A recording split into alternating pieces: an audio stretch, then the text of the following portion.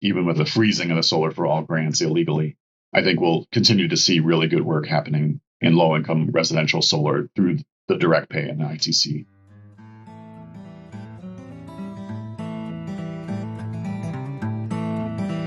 Giving access to solar incentives for nonprofits, from cities to churches, was one of the crowning achievements of the Inflation Reduction Act. So when President Trump signed his big, bad bill for clean energy, I was curious whether it ended direct pay and transferability, the policies that enabled these clean energy financial benefits for community-based projects.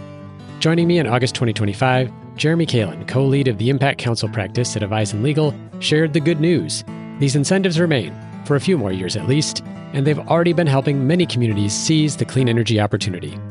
I'm John Farrell, Director of the Energy Democracy Initiative at the Institute for Local Self-Reliance, and this is Local Energy Rules, a podcast about monopoly power, energy democracy, and how communities can take charge to transform the energy system. So Jeremy, welcome back to Local Energy Rules. Great to see you, John. Great to be with all your loyal listeners, and thanks as always for doing the great work on the podcast and broadly. You really do advance the industry and provide a lot of great information. So happy to be back. Well, thanks so much. As I alluded to before, and it was in episode 213, which was in May 2024, the IRS had just finished releasing the rules about direct pay, and you came on and gave us the deep dive on what it meant, like how this would work in practice, the ownership requirements in order to have direct pay, what it could mean for communities in terms of cutting out the middleman and having some kind of tax equity partner, as is typically the case, some sort of partner that can use the tax credits. So I was hoping you could just give us a refresh on how big of a change that was in order to have those provisions from the IRA, the Inflation Reduction Act, after years and years and years in which the only way you could really capture tax credits was if you had some sort of partner who was for profit and paid taxes. So these non-taxable entities were kind of locked out. So if you could just talk briefly, what did direct pay mean? What did it mean to have this legislation and these rules to allow these non-taxable entities to go solar and to collect those tax incentives directly?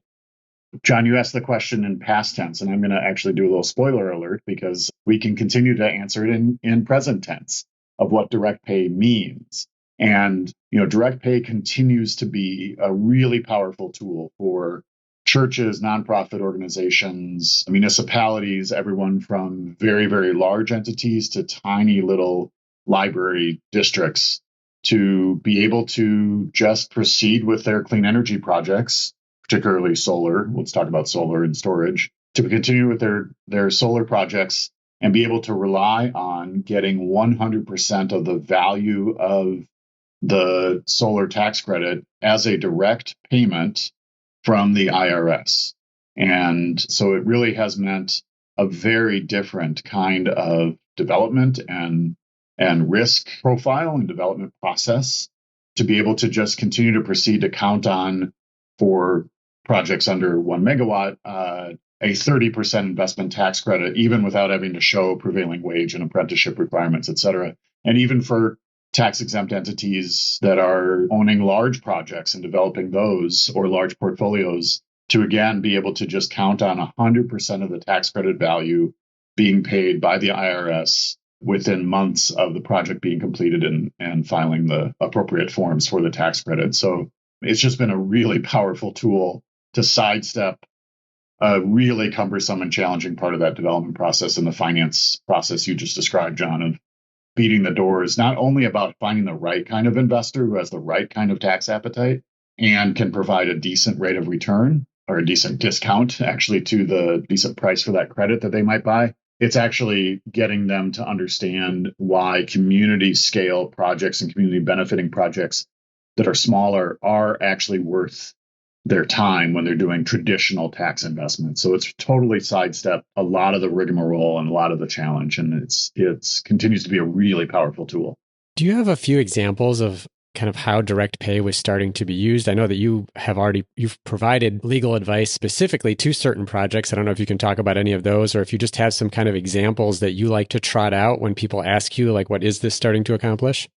Yeah, I can talk about, for instance, rooftop solar projects benefiting low-income homeowners in Georgia and the city of Baltimore. So my client is a 501c3 tax-exempt nonprofit corporation, a charity that does consumer lending and consumer protection and realized that to address energy poverty and energy challenges, energy affordability, they could be one of the first nonprofit organizations at scale to own solar on the roofs of low-income homeowners, provide them zero upfront cost and a significant discount in providing both solar and batteries. And this was right before hurricane season that their first pilots rolled out in Georgia. And so the client was able to fund the entire development process and finance it, take out a loan, and then lease the roof and build that solar for the homeowner, put in the batteries literally within weeks of their first projects being completed. Hurricane comes through and cuts off everyone else's power. And of course, the low income homeowner who previously would have lost power now had solar and storage, and they were able to keep their life saving medicine cold during the sweltering, humid heat afterward, and literally saved lives by doing so. And then that nonprofit has made their claim for the direct pay tax credit, and will get the tax credit for both the solar and the batteries.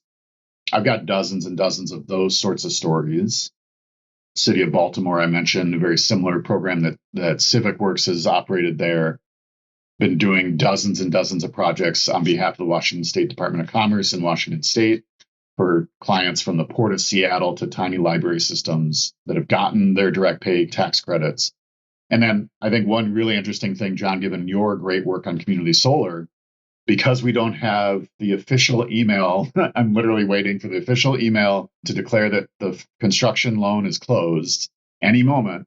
But I have a 70% tax credit project that's got 20% low income bonus credit, 30% base solar credit, 10% domestic content, and 10% energy communities. So all the possible credits. 70% tax credit. It's being owned by a nonprofit. They're leasing the space, leasing the land from a group of nuns, a group of sisters. And this very large project for a community solar project will be the first of its kind in the city and I think in their state. And so they're going to get a 70% direct tax credit payment when they're completed on the project next year or early in 2027. And so they're now actually taking out a loan that is secured effectively by the tax credit. So totally different kind of financial stack, totally different kind of lending posture. And we have not needed to spend hundreds of hours and tens of thousands, if not a couple $100,000 on accounting and lawyering to do a traditional tax credit structure. Instead, it's just, find the loan, get the work done, get the credit. That's amazing. Thanks for sharing some of those. Isn't it? It's like a unicorn. We found a unicorn, John. I know, right?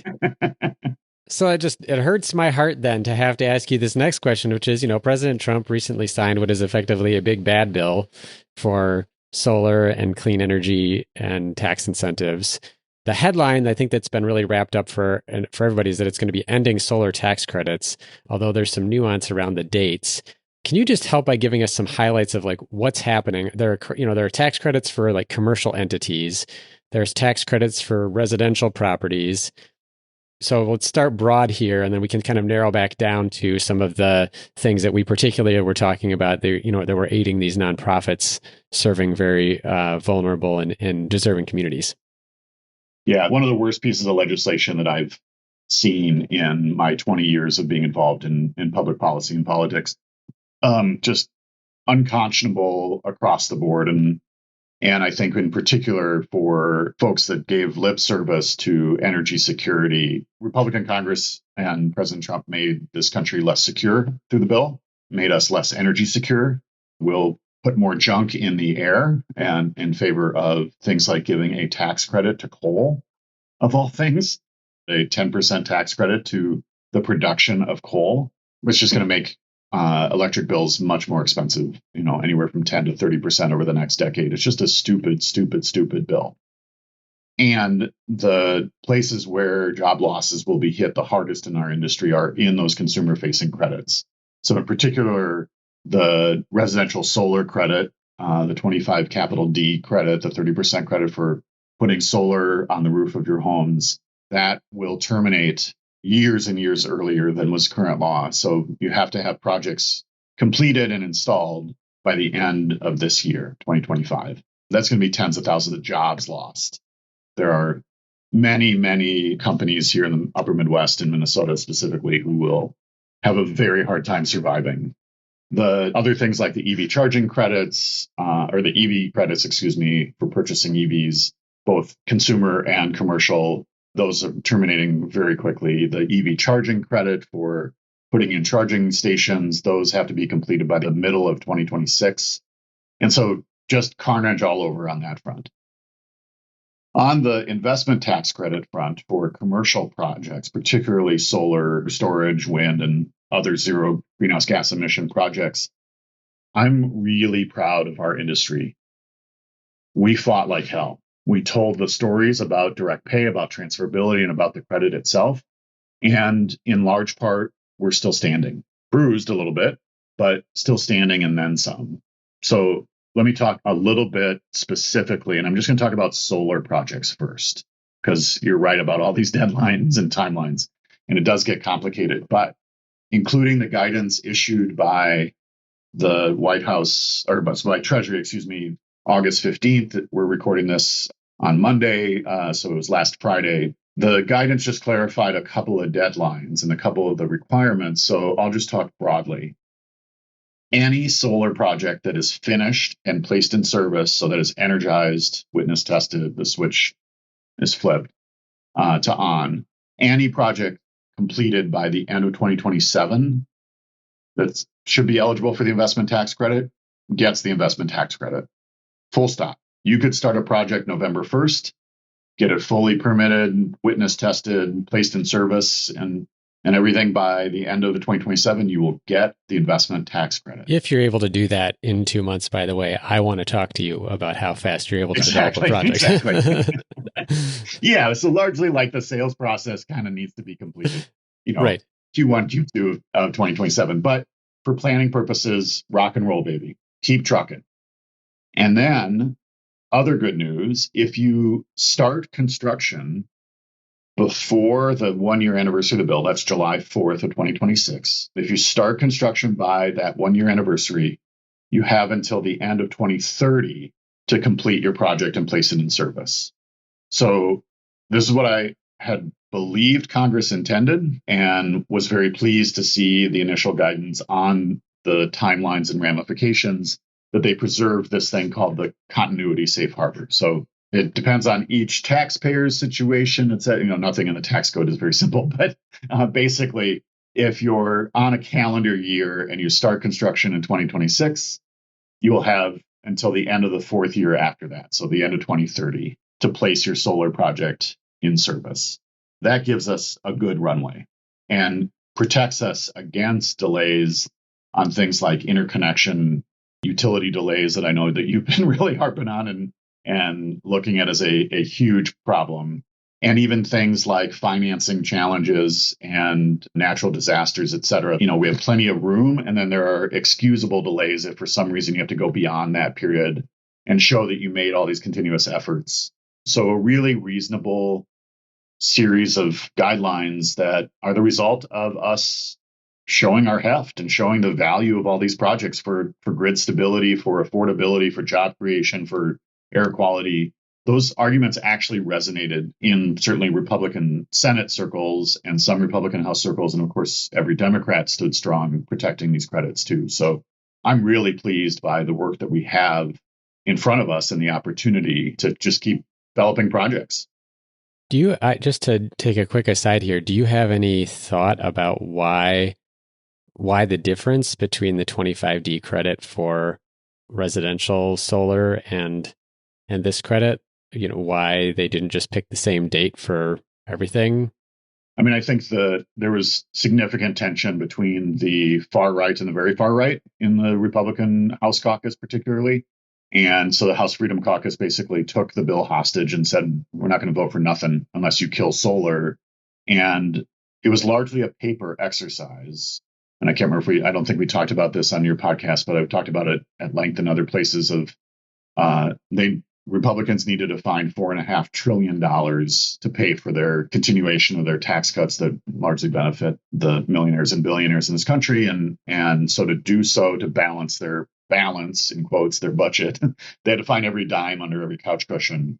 And then the electric vehicle consumer credit, the EV credit as well, were both easy price tags to be able to put on paper savings. And then I had this feeling when I saw the appointments of the nominees for the cabinet in the second administration by the president that, they really come from a Wall Street and finance background.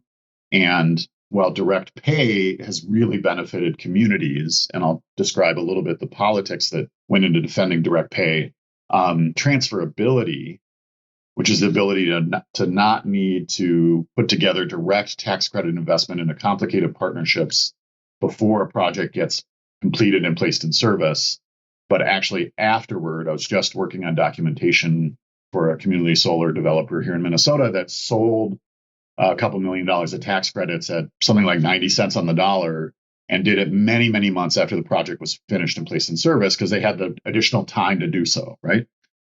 And could finish the project and place in service. Well, a lot of the purchasers of those tax credits under transferability have been very large corporations and big finance Wall Street institutions, which is interesting in that my practice continues to be translating the benefits of community-focused, community-owned, community-benefiting projects to traditional finance folks, and for them to see how much more stable and de-risked these projects are. And so transferability has actually been a really important tool, particularly for cooperatives and mission-driven for-profits that are not eligible for direct pay. So I think all of that in the soup of Google, Apple, Berkshire Hathaway, US Bank, Wells Fargo, Fifth Third Bank, all these national institutions have been just reducing their tax bill by buying tax credits. The interesting thing is I just call that federal funding of solar projects, because that's what the tax credit is. Every dollar that we can leverage of the tax credit is a dollar of federal investment in climate projects, and in particular, direct pay and others in community benefiting projects. So it's kind of a way to use their familiarity and the popularity of this tool to advance our goals, which was really fun and really exciting to see this result. And it's funny because transferability basically reduced some of the friction and the costs of doing that kind of transaction that was taking place beforehand, where you had to set up actual partnerships and legal agreements. And now you're, when you say 90 cents on the dollar, I think I had been told before it was more like you might get 50 to 70 cents on the dollar for your tax credit if you were an individual that didn't have the tax appetite in order to capture it. Now, just even though the end result is still I'm selling my tax credits to some Wall Street firm, I'm getting to keep a lot more of it than I used to. So even that provision is still very exciting. And the fact that it's sticking around is also great. And one of the things that you and I have been talking about for 15 years has been, how do we attract new players into the tax credit marketplace that are not, from multi-billion-dollar institutions. And we're seeing that as well, is that because, literally this fairly complicated transaction that had a list of 40 documents of due diligence, well, those are just project documents, and most of them, a few of them needed an accounting ledger and a couple of other pieces. But in general, for this couple $1 million tax credit sale for these community solar projects, the tax credit sale agreement was 16 pages. And the tax filing addendum is 3 pages. That needs to get signed by both parties, that then get filed with both parties' taxes, just as a mirroring anti-fraud mechanism in the credit rules.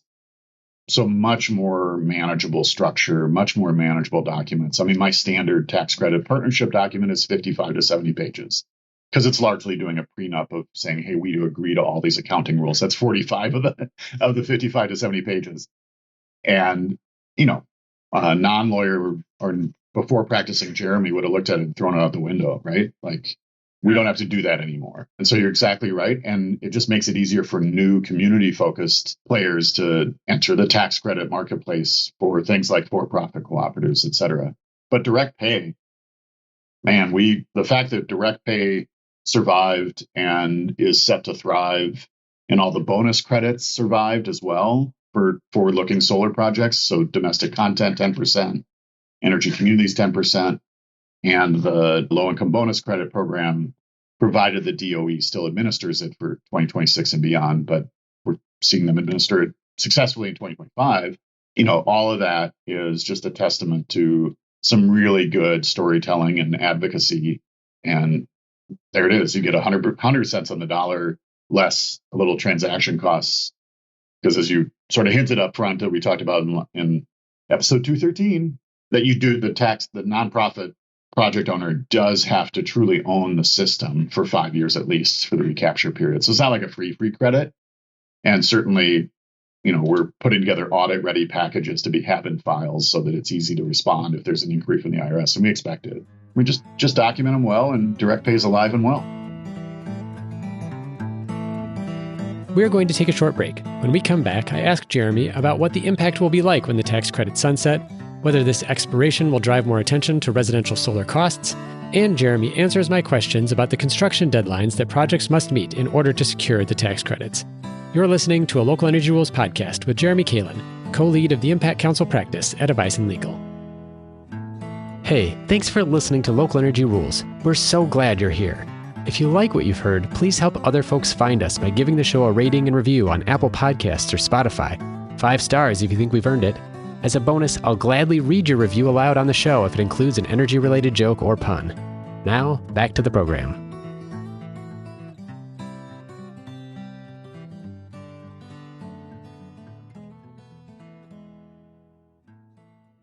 There has been a long history of tax credits and tax incentives for clean energy expiring, getting renewed, expiring, getting renewed. Does the residential credit at the end of this year go to 0, or does it go back to like 10%, which is sometimes what happened in the past?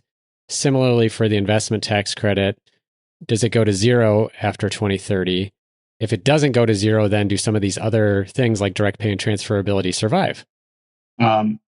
So I'm not worried about what happens after these 3 sprints right now on the ITC, on the investment tax credit, including direct pay side. So we have a sprint till the end of the year so that projects that can begin construction, and we should talk about what that means in a second, but projects that begin construction before the end of the year can get a statutory waiver from this anti-Chinese foreign entity requirement limit.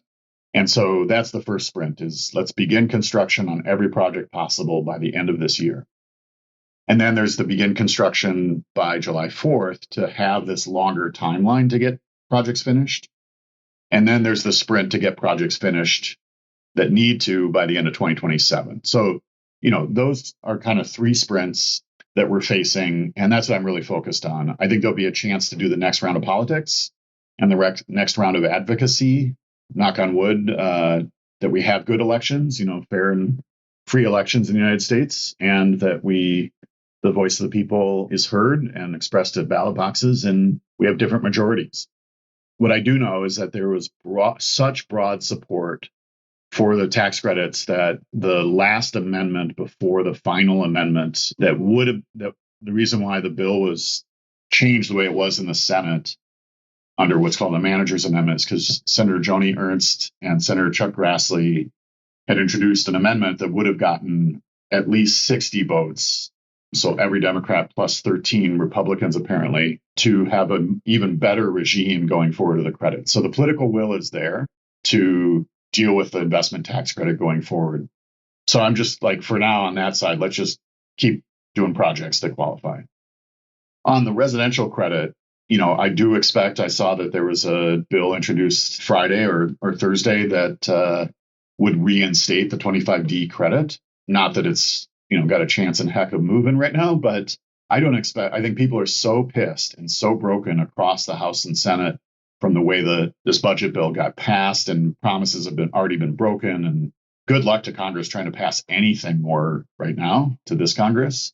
And in the past, we've seen that kind of solar coaster of credit deadlines, et cetera. We've seen advocates really say, hey, you don't get nothing on a budget bill unless you can include the restoration of these credits. So I don't expect we're going to see the 25D residential credit get reinstated before the end of the year, but I do believe that we will see it again soon. So that's I think where I am on the solar coaster kind of broadly, is to just work, put our heads down and work. And one of the things that we did see, of course, is that there was going to be a bar the House had included language that could have actually put a bar on residential power purchase agreements. So you couldn't get the ITC if you were serving like that Georgia low-income homeowner I described. Well, that was stricken from the bill. And so there are ways to do residential solar. They're just selling to middle and upper middle class and professional folks who can pay for it.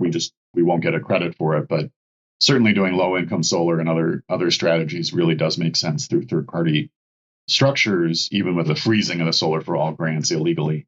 I think we'll continue to see really good work happening in low income residential solar through the direct pay and the ITC. Yeah, I have followed for years kind of the discussions about the falling cost of solar. It's kind of one of those top line things people like to talk about is, oh, the cost of solar has fallen by 90% over the past 10 to 20 years. But we've reached this really interesting point where there's really not a lot more room for the hardware costs to go down. I mean, they could, and they may still, because there will probably still be innovation, which is terrific. But so much of the cost of solar in the US on residential, in particular on homes or small businesses, is like the permitting and all these other things. I guess one of the things I'm just sort of, I don't know if optimistic is the right word. Maybe the silver lining I'm looking for here is maybe with the lack of the tax credit, it will drive some other advocacy focused on the solar cost side of things. And there's already, one of the things that I remember doing a report in 2012 called Rooftop Solar Revolution. And I looked at this issue of solar costs, the cost to generate solar from a home rooftop reaching parity with electricity prices in various places. And it didn't quite get to 2025 where we are now, but I mapped it out over the next decade. And it was going to, somewhere like half of Americans were going to live in places where it was likely going to be at parity. I think maybe it was $3 a watt or slightly less for the installed cost. We're around that. We're still a little bit higher than that on average. But I guess I'm looking at some of the activity that people are focused on permitting, other things. I guess I just want to ask, you're in this space a lot. Do you think there's opportunity there? Not saying, yes, we're all happy that the tax credit will be gone, but do you think there's opportunity there where we're going to get more focus on actually driving down those soft costs, as they call it, around permitting and other things, and actually get to a point where solar is cheap enough that it really won't matter as much whether or not the federal tax incentive gets restored? I mean, in short, yes. And there's very clear conversations. I mean, I've been involved with several of them in several states right now. They're saying, okay, we want to just continue to demonstrate all this progress at the state level and below. And so what's available to us? What are the things? What are the good ideas that are already on the table? And what new good ideas do we have? So we're talking about things like there are public revolving loan funds that originally came from federal funds 15 years ago that still have to do federal compliance on those funds. Right. So what happens when you defederalize those funds because they've revolved 8 times? And so you reduce a layer of compliance there. What happens when you make permitting easier and faster and more routine? What happens when the finance world is easier? Right. So things like direct pay are making it a little bit easier. And then what happens when you have kind of uniform loan docs? John, you and I have both bought and sold residential properties. And nearly every state, I think it is every state, has a uniform contract that's just written into law. Why? Because we've said that that's a priority for home ownership, that you don't need to spend $5,000 on lawyering for what is a standard, very common transaction. So, I think those sorts of soft cost pieces are going to continue to be really important. And I think the Inflation Reduction Act spurring of the domestic clean energy manufacturing revolution means that we are far more resilient.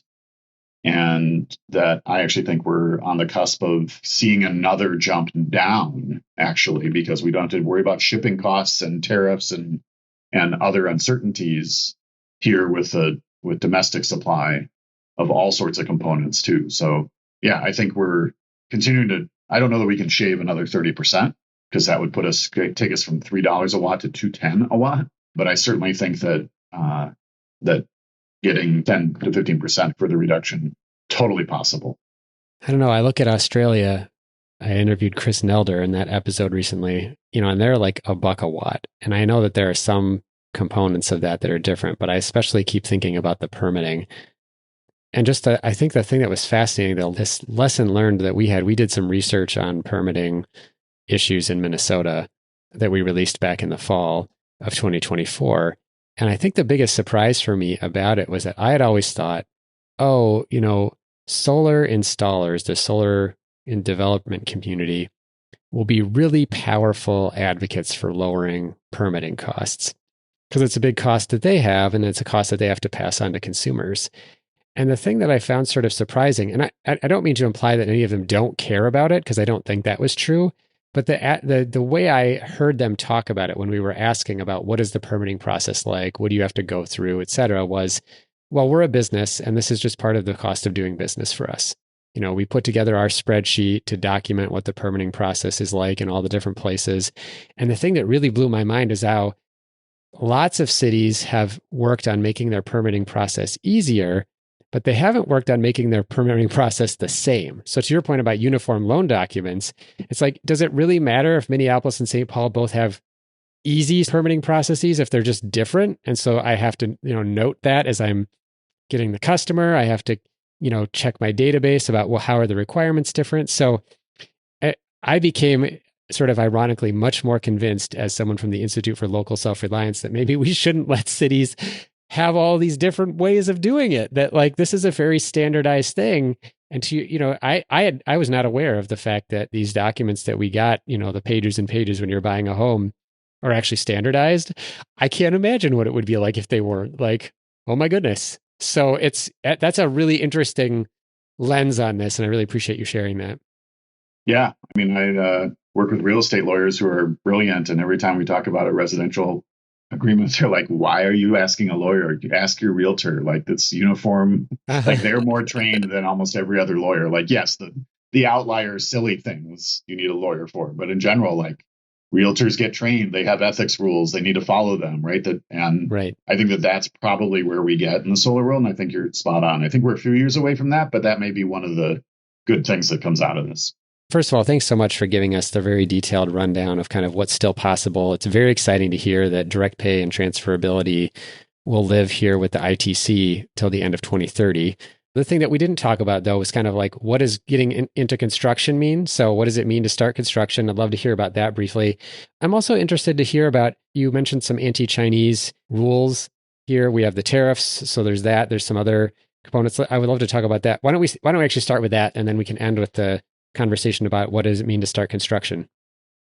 So I mentioned this first sprint that we have is to begin construction before the end of the year, to take one of two actions to get what I refer to as the statutory waiver, because it's in HR 1, it's in the big bad bill. And so if you meet one of the two tests that I'll describe in a second, by the end of this year for your solar project or your battery project or any other investment tax credit eligible project, you do not need to show compliance with what's called the prohibited foreign entity rule, or the foreign entity of concern, as it was written in the House. So if you want to ask what the FEOC is the FEOC is the acronym that many of us came up. So what the FEOC means, if you start construction January 1st to 26 or later, each year your threshold gets lower and lower for the cap on Chinese, Iranian, North Korean, and Russian products and components that are in your project.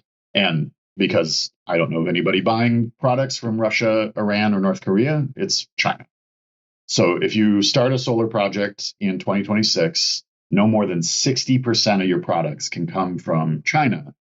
And there's no circumvention. You cannot buy from Vietnam, as many people were doing to avoid tariffs. This is just anything that is produced in China in any meaningful way and not assembled here in the United States or somewhere else. And you trace all the way back. It's fairly complicated. We're working out the rules, but because they don't apply to projects that begin construction in 2025, it's sort of in the next tier of the legal handbook, especially for community-focused solar projects.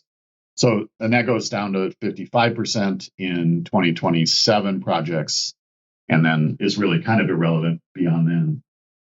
Storage is a little bit more rigorous. So if you have a battery project, you can't have more than 45% of your components in 2026 projects, et cetera. So it's really, aggressively monitor that.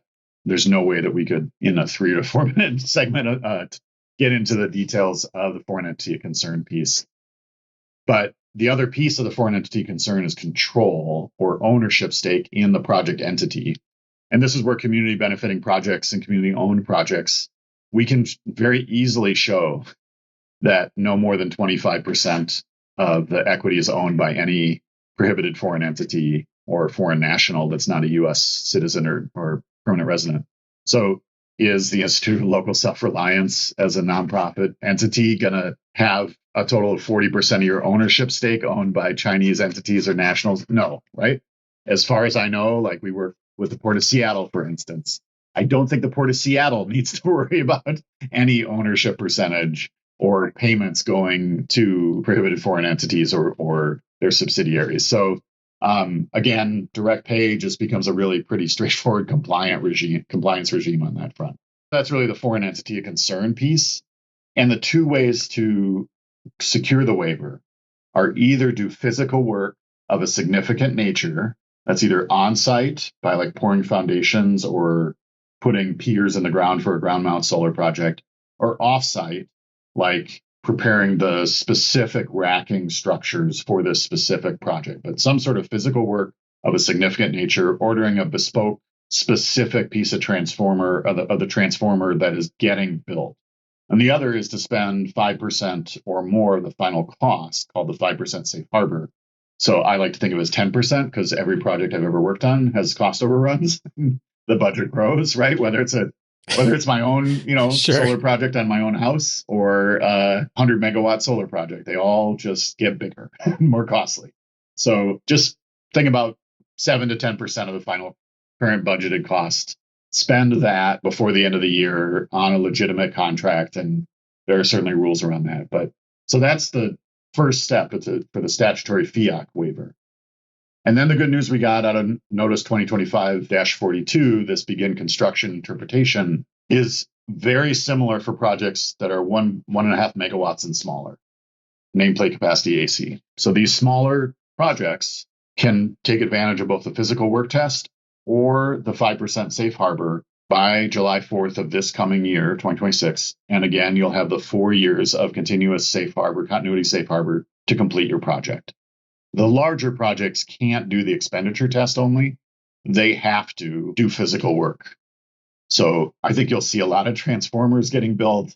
You'll see a lot of switch stations getting ordered and started work. And you'll see a lot of foundations getting poured. So mere site prep work doesn't count. You have to actually put something in the ground that's part of your final energy property, that's part of the final project. But so that's what the begin construction rules look like, to have this longer period to finish your project. But by and large, the kind of continuity of rules that we were after has been achieved through this first round of guidance, at least. I love to think of these deadlines as like the construction pouring incentive rule of 2025, right? Exactly. Just get the truck out there and start putting something in the ground. I had a project in the South. I have a project in the South that's a really awesome project. And there was some credible intelligence that the bill was going to have an effective date immediately to place in service. So literally over the weekend, we made contingency plans for me to fly down on a Monday or Tuesday with my Potter clothes, and literally for the 6, 8, 10 of us to just be out there with shovels, paying lawyers' rates to just be sweltering in the heat for 12 hours to dig the foundations. And, fortunately, you and I have to dig 42 or 48 inches down to do real footers and to avoid frost heaving. In the South, you don't have to do that much. So it was not going to be a fun 3 or 4 days, but the value of securing a couple $1 million of credits for a couple days of good physical labor was going to be, that was just going to be a raw laborer just sitting there digging, and there's exemptions under union rules to be able to do so apparently, and it's like, okay, off we go. But fortunately, we're not in that kind of crazy deadline. I love it though, the fact that you were prepared to fly down, pick up a shovel, and to dig in order to get that project through that hoop if that had happened. Full service lawyer, John. Yeah. And a pretty good anecdote about what in general is going to have to be done over the next couple of years in terms of hoop jumping. But so I just really appreciate you taking the time to describe those hoops to us, Jeremy, and to make it clear about where do we stand in terms of the incentives and direct pay and everything. It's so grateful that there are folks like you who are paying attention to these details and making sure that we can make the most of these opportunities. So thanks again for joining me to give us that rundown. Oh, happy to do so. And why don't we end on some good news on the direct pay claims that have been made to date.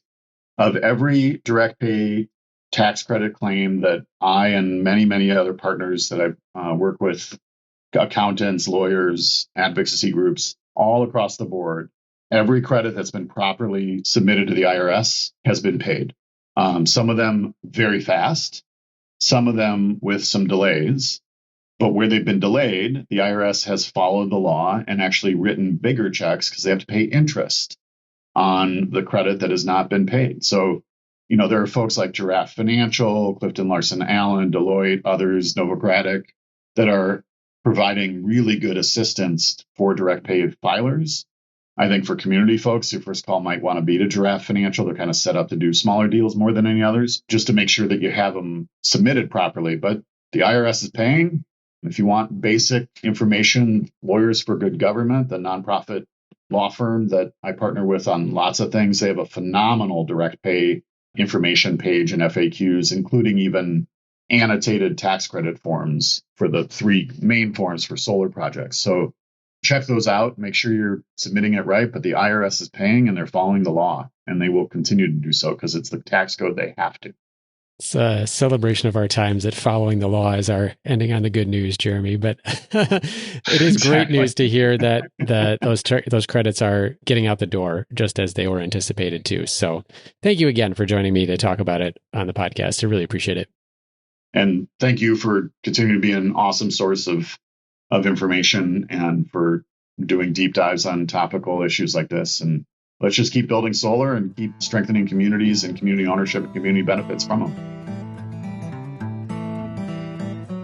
Thank you so much for listening to this episode of Local Energy Rules with Jeremy Kalin, co-lead of the Impact Council practice at Avisen Legal, where we discussed the good news that direct pay and transferability remain to support clean energy projects owned by not-for-profit, community, and public institutions. On the show page, look for a link to my prior conversation with Jeremy, episode 213, where he provided a deep dive on the mechanics of direct pay. Also look for ILSR's research on solar permitting barriers, where I'm now buzzing about the idea of uniform rules, just like the uniform home purchase contracts. We'll also have a link to Lawyers for Good Government resources on these topics. Local Energy Rules is produced by myself and Ingrid Burson, with editing provided by audio engineer Drew Birschbach. Tune back into Local Energy Rules every 2 weeks to hear how we can take on concentrated power to transform the energy system. Until next time, keep your energy local, and thanks for listening.